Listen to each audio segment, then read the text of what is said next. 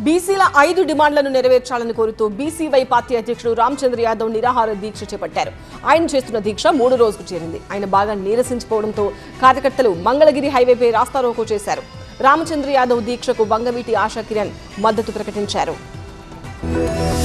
మంగళగిరిలో బీసీవై నేత రామచంద్ర యాదవ్ చేస్తున్న నిరాహార దీక్షకు మద్దతుగా హైవేపై కార్యకర్తలు రాస్తారోకో చేశారు. దీంతో జాతీయ రహదారిపై వాహనాలు నిలిచిపోయాయి. లారీలు, బస్సులు ఎక్కి కార్యకర్తలు ఆందోళన చేశారు. పోలీసులతో తీవ్ర వాగ్వాదానికి దిగారు బీసీవై కార్యకర్తలు. ఇరు వర్గాల మధ్య తోపులాట చోటు చేసుకుంది. పలువురు కార్యకర్తలను పోలీసులు అదుపులోకి తీసుకున్నారు. కొంతమంది పెట్రోల్ బాటిళ్లతో హల్చల్ చేయడంతో పోలీసులు వాళ్లను అడ్డుకున్నారు. ఏపీలో బీసీల హక్కుల సాధన కోసం 5 ప్రధాన డిమాండ్లతో బీసీవై పార్టీ అధ్యక్షుడు రామచంద్ర యాదవ్ నిరాహార దీక్ష చేపట్టారు. విద్య, ఉద్యోగ రంగాలతో పాటు చట్టసభల్లో బీసీలకు 44% రిజర్వేషన్ ఇవ్వాలని ఆయన డిమాండ్ చేస్తున్నారు. ఇక రాజధాని అమరావతిలో బీసీల ఆత్మ గౌరవ భవనాలు, విద్యా సంస్థల కోసం 1000 ఎకరాలను కేటాయించాలని మరో డిమాండ్ ను ప్రభుత్వం ముందుంచారు.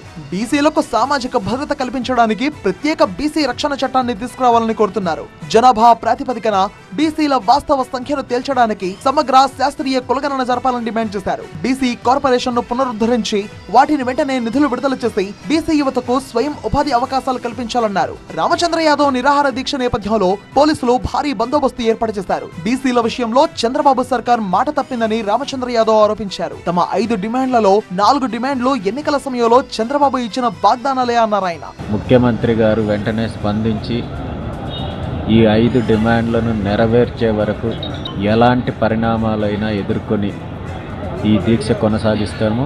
ఏం జరిగినా నేను అన్నింటికీ సిద్ధంగా ఉన్నానని చెప్పి తెలియజేస్తున్నాను. రామచంద్ర యాదవ్ ను వంగవీటి ఆశా కిరణ్ పరామర్శించారు.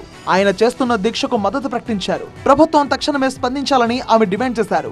దయచేసి గవర్నమెంట్ దిగొచ్చి డిమాండ్స్ లో అట్లీస్ట్ కొంచెం నెగోషియేట్ చేయడానికన్నా ఎవరన్నా పంపిస్తే బాగుంటుందని చెప్పి నేను అనుకుంటున్నాను. బీసీల కోసం ఆయన చేసే ఈ పోరాటానికి నేను తప్పకుండా సపోర్ట్ చేస్తున్నాను. ఆయన వెంటే ఉంటాను. రామచంద్ర యాదవ్ ఆరోగ్యం క్షీణిస్తున్న నేపథ్యంలో ప్రభుత్వం స్పందించాలని బీసీ నేతలు డిమాండ్ చేశారు.